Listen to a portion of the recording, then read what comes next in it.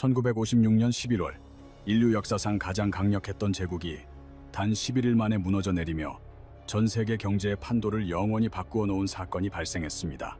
지구 표면의 4분의 1을 지배하며 태양이 지지 않는 나라로 불렸던 대영 제국은 당시 그 누구도 범접할 수 없는 절대적인 권력을 보유하고 있었습니다. 한 세기가 넘는 시간 동안 영국 파운드화는 전 세계 무역을 지배하며 국제 금융 시스템의 중심이자 가장 강력한 통화로 군림하고 있었습니다. 그러나 이 거대한 제국은 참혹한 군사적 패배나 민중의 혁명이 아니라 예상치 못한 단 한 통의 전화로 인해 처참하게 무릎을 꿇었습니다. 전화기 너머 미국 정부는 영국을 향해 이집트에서의 군사 작전을 즉각 중단하지 않는다면 감당하기 힘든 대가를 치르게 될 것이라는 최후 통첩을 보냈습니다. 미국은 영국 파운드화를 시장에 대량 투매하여 화폐 가치를 완전히 붕괴시키고 영국의 경제 시스템을 마비시키겠다는 파멸적인 금융 위협을 가했습니다. 국제통화기금인 IMF의 긴급 대출마저 거부권을 행사해 차단하겠다는 미국의 냉혹한 통보는 영국의 마지막 생명줄을 끊어버리겠다는 선전포고와도 같았습니다. 영국 경제가 불타버리는 것을 지켜보겠다는 미국의 경고 앞에 한때 세계를 호령하던 제국은 더 이상의 저항을 포기하고 비참한 선택을 해야만 했습니다. 수시간 만에 대영 제국은 적군이 아닌 자신들의 채권자였던 미국에게 항복했으며 이는 역사상 가장 빠르고 충격적인 권력의 이동으로 기록되었습니다. 제국의 몰락은 외부의 적이 아니라 자신들이 쌓아올린 감당할 수 없는 부채와 스스로의 약점을 직시하지 못한 오만함에서 비롯된 것이었습니다. 수에즈 위기라 불리는 이 찰나의 순간은 영국이 가졌던 글로벌 패권의 종말을 알리는 상징적인 사건이자 제국을 향한 마지막 사형 선고였습니다. 하지만 진정한 공포는 영국이 단 하나의 사건으로 망한 것이 아니라 몰락 전 수십 년 동안 치명적인 실수들을 반복해왔다는 사실에 있습니다. 놀랍게도 현재 미국은 과거 영국이 제국의 멸망을 자초하며 저질렀던 경제적 과오들을 소름 끼칠 정도로 똑같이 되풀이하고 있는 상황입니다. 우리가 역사의 패턴을 무시한다면 다가오는 2026년에는 영국이 겪었던 것과 동일한 파멸적인 결과가 미국을 덮칠 수도 있다는 경고가 나오고 있습니다. 영국의 몰락 과정을 이해하기 위해서는 먼저 그들이 19세기에 어떻게 세계 경제의 독보적인 지배자로 올라설 수 있었는지 그 배경을 살펴보아야 합니다. 당시 영국 파운드화는 단순한 화폐를 넘어 전 세계가 신뢰하고 사용하는 유일무이한 기축통화로서 거의 무한한 경제적 힘을 행사했습니다.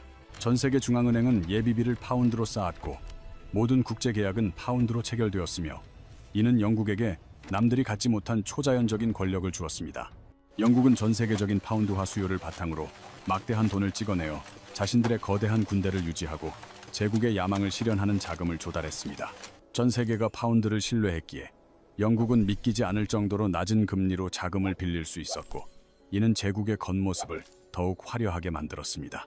영국은 장부를 맞추기보다 전 세계에 파운드를 공급하는 것에 집중하며 매년 막대한 무역 적자를 기록하면서도 화려한 전성기를 구가했습니다.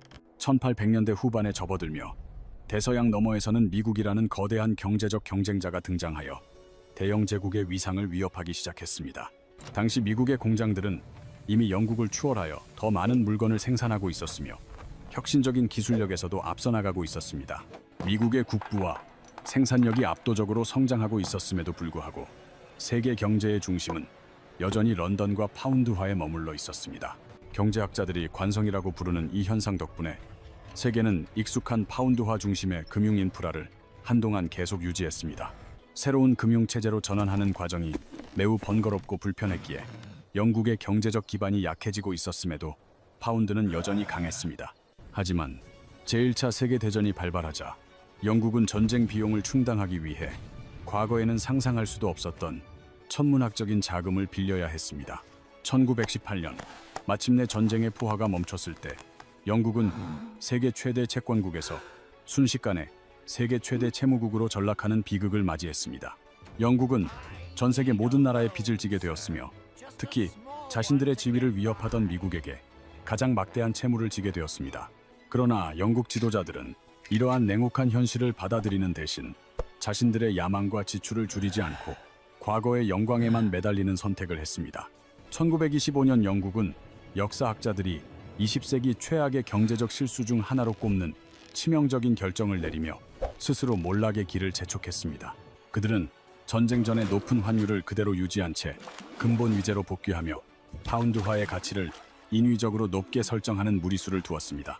영국 국력은 이미 쇠퇴했음에도 불구하고 파운드화의 가치는 전쟁 전과 동일해야 한다는 오만과 부정의 논리가 경제 정책을 지배했습니다. 이러한 인위적인 고환율을 유지하기 위해 영국은 경제에 치명적인 고금리 정책을 장기간 유지해야만 했고, 이는 국가 경제를 짓눌렀습니다. 고금리 정책은 영국의 경제 성장에 숨통을 조였으며 그 결과 실업률은 걷잡을 수 없이 치솟고 민생 경제는 파탄에 이르렀습니다. 영국에서 생산된 상품들은 해외 시장에서 터무니없이 비싸졌고, 경쟁력을 잃은 수출 산업은 제국의 몰락을 가속화시키는 원인이 되었습니다. 그런 상황에서도 영국 지도자들은 자신들이 여전히 세계의 주인인 것처럼 착각하며 전 세계에 배치된 군사기지들을 유지했습니다. 제국은 더 이상 감당할 수 없는 군사비를 지출하며 허울뿐인 명성을 지키기 위해 빚을 내어 빚을 갚는 악순환을 반복했습니다. 1930년대 대공황이 닥치자 투기꾼들은 영국의 장부가 더 이상 버틸 수 없다는 사실을 간파하고 파운드화를 공격하기 시작했습니다. 결국 1931년 영국은 근본 위제를 완전히 포기해야 했으며 파운드화 가치는 하룻밤 사이에 30% 가까이 폭락하는 굴욕을 겪었습니다. 현재 미국은 석유 거래를 달러로만 강제하는 페트로달러 시스템을 통해 전 세계가 원하든 원치 않든 달러를 보유하도록 만들고 있습니다. 하지만 식민지들이 결국 독립했듯이 원유 생산국들이 미국의 외교 정책에 회의를 느끼기 시작하며 이 강제적 시스템에도 균열이 생기고 있습니다. 제2차 세계대전 당시 영국은 전쟁을 위해 140억 파운드라는 천문학적인 부채를 쌓았으며 이는 국가 생산량을 상회하는 수준이었습니다. 1945년 무렵 제국은 사실상 파산 상태였으며 오직 미국의 대출과 인내심에 의지해 위태로운 생명을 간신히 연명하고 있었습니다. 그럼에도 영국 지도자들은 전 세계에 군대를 배치하고 명성을 유지하기 위해 감당할 수 없는 비용을 계속해서 쏟아붓는 오판을 저질렀습니다. 1956년 이집트의 나세르 대통령이 수에즈 운하를 국유화하자 영국은 이를 자신들의 자부심에 대한 모욕이자 중대한 도전으로 받아들였습니다. 영국은 프랑스 및 이스라엘과 연합하여 운하를 탈환하기 위한 군사 침공을 감행했고 초기 군사 작전은 성공적으로 진행되는 듯 보였습니다. 영국군은 전진하고 있었지만 그들은 자신들이 더 이상 세계의 은행가가 아니며 미국의 허락 없이는 아무것도 할 수 없음을 잊고 있었습니다. 아이젠하워 대통령은 이 구시대적인 식민주의 행동에 경노했고 영국이 다시는 잊지 못할 냉혹한 경제적 교훈을 주기로 결심했습니다. 미국은 보유한 영국 파운드화를 시장에 대량 투매하겠다고 위협하며 영국이 국민들을 위한 식량조차 수입하지 못하게 만들겠다고 압박했습니다. 또한 미국은 영국의 마지막 희망이었던 국제통화기금의 긴급 대출을 차단했고 영국의 외환 보유고는 매주 1억 파운드씩 빠르게 고갈되었습니다. 결국 안토니 이든 총리는 경제적 파멸이라는 벼랑 끝에서 미국의 요구를 수용하여 굴욕적인 전면 철수와 정전을 명령해야만 했습니다. 위대했던 제국은 적의 칼날이 아니라 자신들에게 돈을 빌려준 채권자의 경제적 위협 앞에 너무나도 무력하게 무릎을 꿇고 말았습니다. 11일간의 수에즈 위기는 영국이 수십 년간 빌린 돈으로 유지해온 힘의 허상이 얼마나 쉽게 무너질 수 있는지를 만천하에 폭로했습니다. 영국은 더 이상 초강대국이 아니었으며 빌린 시간과 빌린 돈으로 버티던 가난한 채무국이었다는 진실이 마침내 백일하에 드러났습니다. 이제 이 역사가 소름 돋는 이유는 현재 미국이 영국을 멸망시킨 그 치명적인 각본을 한치의 오차도 없이 그대로 따르고 있기 때문입니다. 2차 대전 직후 영국의 부채 비율은 200%였고 현재 미국의 비율은 120%에 육박하며 과거의 영국보다 더 가파르게 상승하고 있습니다. 미국은 매일 70억 달러를 빌려 정부를 운영하고 있으며 지난 1년 동안에만 국가 부채가 2조 달러 넘게 증가하는 기염을 토했습니다. 영국이 무리한 해외 군비 지출로 파운드의 가치를 잃었듯이 미국 또한 다음 9개국을 합친 것보다 많은 국방비를 지출하고 있습니다. 전 세계 80개국에 흩어진 750개 이상의 군사기지를 신용카드로 유지하고 있는 미국의 모습은 몰락 전 영국의 무모함과 똑같습니다. 현재 중국과 러시아는 각자의 화폐로 교역을 진행하며 달러 패권에 균열을 내고 있으며 브릭스 국가들은 독자적인 결제 시스템을 구축하고 있습니다. 과거 영국의 동맹국들이 그랬듯이 오늘날 미국의 전통적인 우방들조차 달러에 대한 의존도를 낮추기 위해 자산을 분산하며 헤징을 시작하고 있습니다. 영국이 숫자가 경고하는 진실을 외면했듯이 미국 또한 여전히 전 세계가 우리를 필요로 하며 대안은 존재하지 않는다는 위험한 오만에 빠져 있습니다. 1995년의 영광에 갇힌 채 우리 군대가 모든 문제를 해결할 수 있다고 믿는 이러한 오만함은 결국 제국이 치렀던 것과 똑같은 대가를 요구할 것입니다. 제국의 몰락은 수십 년간 서서히 진행되다가 단 한 번의 결정적인 위기를 맞이하며 순식간에 끝을 맺는다는 것이 역사의 냉혹한 법칙입니다.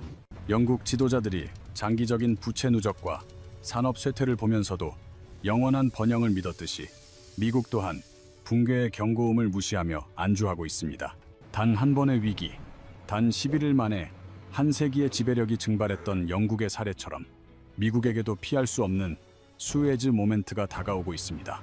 그것은 실패한 군사 개입일 수도 있고 의회가 부채 한도를 두고 위험한 도박을 벌이다 국제적 신뢰를 완전히 잃어버리는 순간이 될 수도 있습니다.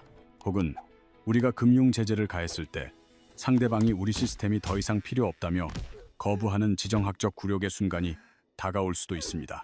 예측 불가능한 충격이 닥치는 순간 미국이 생산 능력 이상으로 소비하며 전 세계의 인내심에 기생해왔다는 불편한 진실이 폭로될 것입니다. 특히 2026년에 대한 전망은 매우 충격적인데 미 의회 예산처는 연간 국가 부채이자 비용이 1조 달러를 초과할 것으로 예측합니다. 우리는 국방비보다 더 많은 돈을, 심지어 의료보건 예산보다 더 많은 돈을 오로지 빚을 갚기 위한 이자로만 지불해야 할 것입니다. 이는 마치 한 가게의 최소 결제 금액이 월급의 대부분을 차지하여 기본 생활조차 영위하기 힘든 심각한 신용 불량 상태와 매우 흡사합니다. 영국이 이 임계점에 도달했을 때 몰락은 점진적이지 않았으며 요구를 하던 쪽에서 하루아침에 명령을 받는 처지로 전락하고 말았습니다. 어제까지 세계 권력의 상징이었던 화폐가 오늘날 타산지석의 사례가 된 비극은 대영 제국이 현실보다 평판을 더 믿었기에 발생한 일입니다. 역사가 자신들에게 영원한 미래를 보장해 줄 것이라는 착각과 과거의 영광에 대한 보상 심리가 그들의 눈과 귀를 가렸던 것입니다. 미국 또한 냉전 승리와 인터넷 개발 같은 과거의 업적이 경제 법칙을 초월하는 권리를 부여했다고 믿는 위험한 서사를 쓰고 있습니다. 모든 몰락한 제국은 자신들만은 특별하다고 믿었지만 역사는 신념이 아니라 수학과 현실적인 선택에 의해 움직인다는 점을 간과했습니다. 파운드화의 붕괴는 적 때문이 아니라 생산보다 소비를, 구축보다 대출을 선택하고 자존심을 위해 건전성을 버린 그들의 선택 때문이었습니다. 미국은 현재 매일같이 이러한 잘못된 선택들을 반복하고 있으며 우리에게 남겨진 기회의 창은 역사 속에서 매우 빠르게 닫히고 있습니다. 파운드화의 붕괴는 외부의 적 때문이 아니라 스스로 지출을 조절하지 못하고 부채를 선택했던 그들의 잘못된 결정들 때문이었습니다. 미국 또한 현재 매일같이 이러한 위험한 선택들을 반복하고 있으며 역사의 시계는 멈추지 않고 파멸을 향해 달려가고 있습니다. 우리는 역사를 통해 배워야 합니다. 역사는 가장 훌륭한 스승이지만 오직 배우고자 하는 의지가 있는 사람만이 그 교훈을 얻을 수 있습니다. 영국은 모든 경고 신호를 무시하다가 너무 늦어버린 후에야 후회했으며 현재 우리에게 남은 기회의 창도 매우 빠르게 닫히고 있습니다. 1950년대 초반 일부 경제학자들은 영국의 재정 상태가 지속 불가능하다는 내부 보고서를 작성하며 지도자들에게 강력히 경고했습니다. 하지만 당시 정치인들은 나쁜 소식을 듣고 싶어 하지 않았고 언론은 비관론자들을 배신자라고 부르며 진실을 외면하는 데 앞장섰습니다. 현재 미국은 과거 영국이 겪었던 그 결정적인 부정의 순간에 서 있으며 우리 주변의 경고음은 그 어느 때보다 날카롭게 울리고 있습니다. 의회 예산처와 수많은 경제 전문가들은 수년째 미국의 부채가 수학적으로 불가능한 궤도에 진입했음을 경고하며 변화를 촉구하고 있습니다. 그럼에도 정치인들은 여전히 실현 불가능한 감세와 새로운 지출 프로그램을 약속하며 유권자들의 눈과 귀를 가리는 데만 급급합니다. 진실을 말하는 사람들은 여전히 비관론자나 공포 조장자로 치부되며 무시당하고 있지만 현실의 장부는 결코 거짓말을 하지 않습니다. 과거 영국이 근본 위제에 집착하며 경제를 망쳤듯이 현재 미국은 현실과 동떨어진 화려한 생활 수준을 유지하기 위해 스스로를 파괴하고 있습니다. 우리는 생산하는 것보다 훨씬 더 많이 소비하고 있으며 현재의 안락함을 지불하기 위해 미래 세대의 자산을 끊임없이 빌려 쓰고 있습니다. 기축통화의 지위가 상실되는 것은 추상적인 경제 개념이 아니라 평범한 시민들의 삶이 무너져 내리는 실제적인 재앙을 의미합니다. 파운드가 붕괴했을 때 영국인들은 저축액이 휴지 조각이 되고 물가가 치솟으며 수십 년간 누려온 생활 수준이 증발하는 것을 지켜봐야 했습니다. 달러가 지배력을 잃으면 모든 수입품 가격이 폭등하고 대출 금리는 치솟으며 중산층의 삶은 순식간에 과거의 기억으로 남게 될 것입니다. 미국의 약화는 1970년대 근본 위제 탈피 이후 50년간 서서히 진행되어 왔으며 기초가 약해진 만큼 그 끝은 더욱 급격할 것입니다. 붕괴의 정확한 시점은 누구도 예측할 수 없지만 근본적인 변화 없는 매년의 시간은 결국 더 가혹한 대가로 돌아오게 될 것입니다. 우리는 정부가 우리를 구해줄 것이라는 환상을 버리고 스스로를 보호할 수 있는 회복 탄력성과 실질적인 저축 능력을 갖추어야 합니다. 자산을 다각화하고 실질적인 기술을 익히며 다가올 폭풍을 대비하는 사람만이 역사의 거대한 소용돌이 속에서 생존할 수 있을 것입니다. 영국 제국의 마지막 실수는 자신들이 너무 커서 절대 망하지 않을 것이라 믿었던 오만이었습니다. 과연 2026년은 우리에게 어떤 해로 기록될까요? 2026년 1월 5일 오전 9시 30분 메디슨 애비뉴에 위치한 JP 모건 체이스 본사의 정적을 깨고 차가운 전화벨이 울려 퍼졌습니다. 전화를 건 사람은 CME 그룹의 마진 담당 직원이었으며 그는 은행의 운명을 바꿀 결정적인 소식을 전하기 위해 전화를 걸었습니다. 공매도 포지션에서 발생한 막대한 손실을 방어하기 위해 즉시 40억 달러의 현금을 증거금으로 입금하라는 명령이 떨어졌습니다. 평소라면 기계적으로 처리되었을 일상적인 거래였지만 오늘 월스트리트의 거인이라 불리던 이 은행에서는 심상치 않은 정적이 흐르고 있었습니다. 약속된 오전 10시가 지나고 10시 30분이 되었음에도 불구하고 은행의 금고는 굳게 닫힌 채 그 어떤 송금 반응도 보이지 않았습니다. 오전 11시 8분 세계 최대의 불리언 뱅크가 마진콜을 이행하지 못했다는 충격적인 소문이 거래소 바닥을 가로질러 빠르게 확산되기 시작했습니다. 우리는 이제 JP 모건이 규제 당국이 요구하는 최소 자본 요건을 충족하는데 완전히 실패했음을 공식적으로 확인하게 되었습니다. 미국 역사상 처음으로 대마불사로 여겨졌던 거대 은행이 거래소에 대한 법적 의무를 다하지 못하고 기술적 부도 상태에 빠진 것입니다. 금융의 제왕이 쓰러졌으며 현재 월스트리트를 휩쓸고 있는 공포를 이해하려면 마진콜이라는 잔혹한 시스템의 실체를 먼저 들여다봐야만 합니다. 레버리지 거래란 타인의 자본을 빌려 포지션을 여는 행위이며 거래소는 안전장치로서 계좌에 일정 현금을 예치할 것을 요구합니다. 만약 은 가격이 온스당 85달러까지 급등하여 예측과 반대로 움직인다면 발생한 손실은 예치해둔 현금 담보를 순식간에 갉아먹게 됩니다. 이 과정에서 담보가 부족해지면 거래소는 즉시 추가 현금을 입금하라는 통보를 보내는데 이것이 바로 마진콜이라 불리는 공포의 메시지입니다. 만약 1시간 이내에 현금을 입금하지 못하면 거래소는 계좌의 제어권을 강제로 빼앗아 부채를 갚기 위해 모든 자산을 즉각 매각합니다. 수백만 미국인의 예금 자산을 관리하는 JP 모건은 방금 자신들의 위험한 도박을 이어갈 현금이 더 이상 존재하지 않음을 시인했습니다. 수조 달러의 자산을 보유했다는 거대 은행이 고작 40억 달러의 현금을 마련하지 못했다는 사실은 현대 금융의 추악한 이면을 폭로합니다. 이것이 바로 부분지 불준비금 제도의 민낯이며 은행들은 장부상으로는 부유해 보일지 몰라도 실제로는 고객에게 줄 현금을 거의 갖고 있지 않습니다. 그들의 금고에는 당장 현금화할 수 없는 부동산과 가치가 폭락한 장기 채권, 그리고 정체 모를 독성 파생 상품만이 가득 차 있을 뿐입니다. 은 가격 폭등으로 부채는 기하급수적으로 늘어났고 금리 인상으로 인해 그들이 보유한 채권 포트폴리오의 가치는 바닥을 향해 추락하고 말았습니다. 결국 그들은 서류상으로는 자산가일지 모르지만 실질적으로는 단 한 푼의 현금도 융통할 수 없는 치명적인 유동성 함정에 빠졌습니다. 마진콜의 세계에서 오직 현금만이 유일한 생존 수단이며 이번 사태는 이 거대 은행이 이미 허울뿐인 상태로 운영되었음을 명백히 보여줍니다. JP 모건이 끝내 마진콜 이행에 실패함에 따라 거래소인 CME 그룹은 이제 법적으로 그들의 모든 포지션을 강제 청산해야 하는 의무를 지게 되었습니다. 이제 거래소의 컴퓨터 알고리즘은 JP 모건이 보유하는 공매도 계약을 강제로 종료시키기 위해 시장에서 은을 대량으로 자동 매수하기 시작할 것입니다.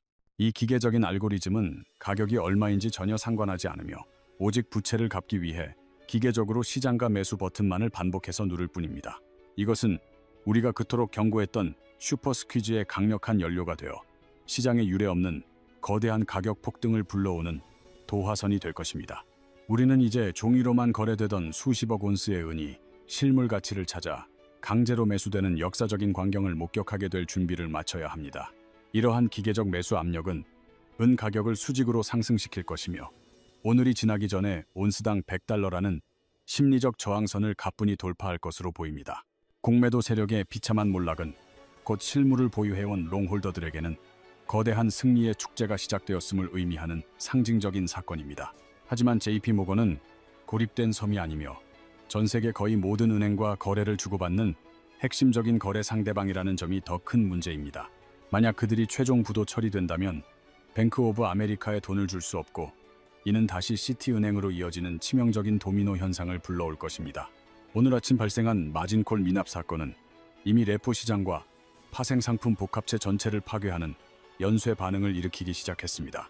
우리는 현재 이길 대출 금리가 비정상적으로 치솟는 것을 목격하고 있으며 이는 은행들이 서로를 더 이상 믿지 못하고 자금을 회수하고 있다는 증거입니다. 이미 죽어버린 것이나 다름없는 파산 직전의 은행에 돈을 빌려주고 싶어하는 바보는 세상에 아무도 없기 때문입니다. 신용시장은 지난 2008년 금융위기 당시와 마찬가지로 완전히 얼어붙었으며 모든 금융거래가 마비되는 최악의 순간으로 치닫고 있습니다. 현재 워싱턴 D.C. 연방준비제도 이사회 건물에서는 이를 해결하기 위한 긴급 비공개 회의가 긴박하게 진행되고 있다는 보고가 들어왔습니다. 건물 옥상에는 헬리콥터들이 쉴 새 없이 착륙하고 있으며 제롬 파월과 이사진들은 시장에 개입할지 여부를 두고 필사적인 결정을 내리고 있습니다. 그들에게 남겨진 선택지는 단 두 가지뿐입니다.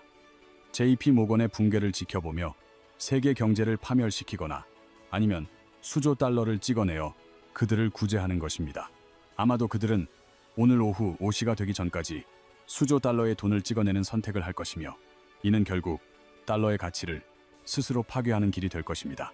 그들은 거대한 도박장과 같은 금융 시스템을 구하기 위해 우리가 사용하는 화폐라는 가장 소중한 희생양을 제단 위에 올리려 하고 있습니다.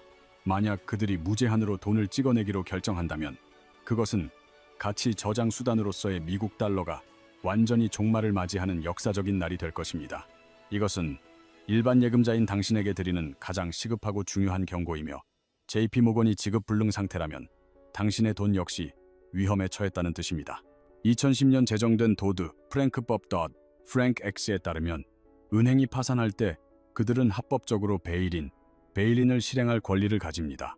이것은 당신의 예금 계좌에 있는 현금을 은행의 주식, 즉 파산한 기관의 휴지 조각이나 다름없는 지분으로 강제 전환한다는 것을 의미합니다. 당신은 이제 현금을 가진 예금자가 아니라 무너져가는 실패한 금융기관에 돈을 떼일 위기에 처한 무담보 채권자가 된 것입니다. 이번 마진콜 미납 사건은 바로 이 베일인을 촉발하는 트리거가 될 것이며 ATM이 작동을 멈추기 전에 당신의 부를 보호해야 합니다. 시장은 이미 이 사태의 심각성을 감지했으며 마진콜 미납 소식이 유출된 직후 은현물 가격은 단 몇 분 만에 5달러나 폭등했습니다. 피냄새를 맡은 전 세계의 헤지펀드들은 알고리즘을 이용해 강제 청산 물량을 선점하려 들며 앞다투어 은을 매수하고 있습니다. 이것은 전형적인 감마 스퀴즈의 양상이며 이제 은 가격은 더 이상 수요와 공급이 아닌 죽어가는 거인의 절박함에 의해 결정됩니다. 중국이 전 세계 금고에서 실물 은을 빨아들인 직후 이런 일이 벌어진 것이 과연 우연일지 우리는 냉정하게 질문을 던져야 합니다. 중국은 상하이 거래소에서 가격을 끌어올려 뉴욕의 마진콜을 유도했고 JP모건의 발가벗은 종이 공매도 포지션을 잔인하게 공략했습니다. 단 한 발의 미사일도 발사하지 않은 채 그들은 미국의 금융 시스템을 사실상 파산시키고 달러의 패권을 뿌리째 흔들어 놓았습니다. 지난 100년 동안 미국 금융의 상징이자 난공불락의 요새로 불렸던 JP모건의 성벽은 오늘 아침 허무하게 무너져 내렸습니다. 요새라 불리던 이들의 부도는 시장의 신뢰를 완전히 파괴했으며 이는 곧 지역 은행 전체를 덮치는 거대한 뱅크런의 서막이 될 것입니다. 사람들은 은행의 약속에 의존하지 않는 유일한 자산인 금, 실물은 그리고 비트코인으로 자신의 생존 자금을 옮기기 시작할 것입니다. JP모건이 보유한 50조 달러 규모의 파생 상품은 전 세계 국내 총생산 GDP보다 많으며 이제 이 거대한 화약고에 불이 붙었습니다. 40억 달러의 마진콜 미납이라는 작은 불꽃은 결국 50조 달러 규모의 파생 상품 연쇄 부도를 일으키는 도화선이 될 것이기 때문입니다. 만약 JP모건이 계약을 이행하지 못한다면 글로벌 청산소들이 마비될 것이며 우리는 전례 없는 금융의 핵겨울을 맞이하게 될 것입니다. 지금 CNBC를 켜보십시오. 그들은 부도라는 단어 대신 유동성 결함이나 기술적 지연이라는 말로 당신을 안심시키려 애쓰고 있습니다. 그들은 리먼 브라더스와 베어스턴스가 파산하기 이틀 전에도 시스템이 견고하다는 거짓말로 대중의 눈과 귀를 가렸던 자들입니다. 언론은 진실을 말하기 위해서가 아니라 패닉을 막기 위해 존재하지만 장부상의 숫자는 이 은행이 이미 파산했음을 명확히 가리키고 있습니다. 비트코인을 사기라고 조롱하고 실물 투자자들을 비웃던 CEO 제이미 다이머는 이제 규제 당국에 의해 통제권을 잃고 침묵에 잠겼습니다. JP 모건의 부도는 단순한 금융사고를 넘어 테슬라나 제너럴 일렉트릭 같은 거대 기업들의 일상적인 운영과 무역 금융 시스템을 완전히 마비시키고 있습니다. 은행 계좌가 동결되거나 규제 압류하에 놓이게 되면 이들 기업은 노동자들에게 임금을 지급하거나 원자재를 구매하는 기본적인 활동조차 수행할 수 없게 됩니다. 실물 경제는 신용이라는 윤활유로 돌아가지만 그 신용기계가 고장나면서 이제 금융위기는 잔인한 경제 대공황의 영역으로 진입하기 시작했습니다. 거래소인 코맥스는 주요 회원의 부도를 이유로 은 인도를 중단하는 포스 마주어를 선언하고 가치 없는 종이 화폐로 계약을 강제 청산하려 들 것입니다. 구제금융으로 인한 하이퍼 인플레이션이 닥치기 전 실물 금속을 손에 넣는 것만이 이 파괴적인 현금 정산에 덫에서 살아남을 수 있는 유일한 방법입니다. 당국은 패닉을 최소화하기 위해 금요일 장 마감 직후인 오후 4시에 은행 휴업을 발표하여 당신의 디지털 화폐를 시스템 안에 영원히 가둘 것입니다. 누군가에게는 파멸의 순간이지만 준비된 자들에게 혼돈은 곧 기회이며 부는 이제 종이에서 실물 자산을 보유한 이들에게로 거대하게 이동하고 있습니다. 먼지가 가라앉고 나면 우리가 알던 달러 표준은 종말을 고할 것이며 새로운 화폐 시스템은 결국 금과 은이라는 진정한 가치 위에 재건될 것입니다. SEC와 CFTC 같은 규제 기관들은 JP 모건이 시장 전체보다 큰 공매도 포지션을 쌓는 동안 잠을 자거나 그들의 위험한 도박을 방치하고 있었습니다. 정부는 당신을 보호할 수 없으며 규제기관은 이미 업계에 장악당했기에 이제 당신 스스로가 자신의 중앙은행이자 최후의 규제자가 되어야만 합니다. JP 모건이라는 거대한 폭발 반경에서 벗어나 자금을 지역 신용조합이나 실물 자산으로 옮기고 할당되지 않은 모든 은의 인도를 즉각 요구하십시오. 무적이라 믿었던 은행이 쓰러졌고 지난 50년의 시스템은 오늘 오전 9시 30분에 사망했으므로 우리는 이제 매우 혼란스럽고 무서운 전환기에 진입했습니다. 전염병은 이미 원자재 시장을 넘어 주식 시장으로 번졌으며 알고리즘들은 은행의 손실을 메우기 위해 닥치는 대로 주식을 투매하여 시장을 자유낙하시키고 있습니다. 저렴한 신용에 의존하던 기술주들은 초토화되고 있으며 주식을 보유한 이들은 마치 빙산에 부딪힌 타이타닉 호의 티켓을 쥐고 있는 것과 다름없습니다. 이 비극은 은행가뿐만 아니라 수조 달러의 연금 자산을 맡긴 퇴직자들을 파괴하며 수많은 공공노동자들의 은퇴 자금이 불타는 건물 안에 갇혀버렸습니다.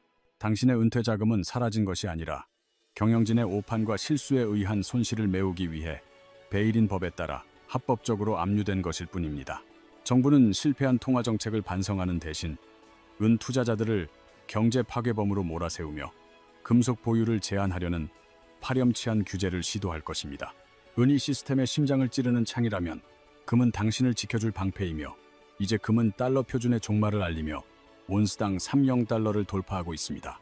2026년 1월 5일은 종이부라는 환상이 수학이라는 잔혹한 현실과 충돌한 날로 기록될 것이며 들고 있지 않다면 당신 소유가 아니라는 교훈을 남겼습니다. 은행 계좌의 숫자는 돈이 아니라 파산한 발행인의 IOU일 뿐이었으며 이제 거대한 리셋이 시작되었으니 그 어떤 거짓 회복도 믿지 마십시오.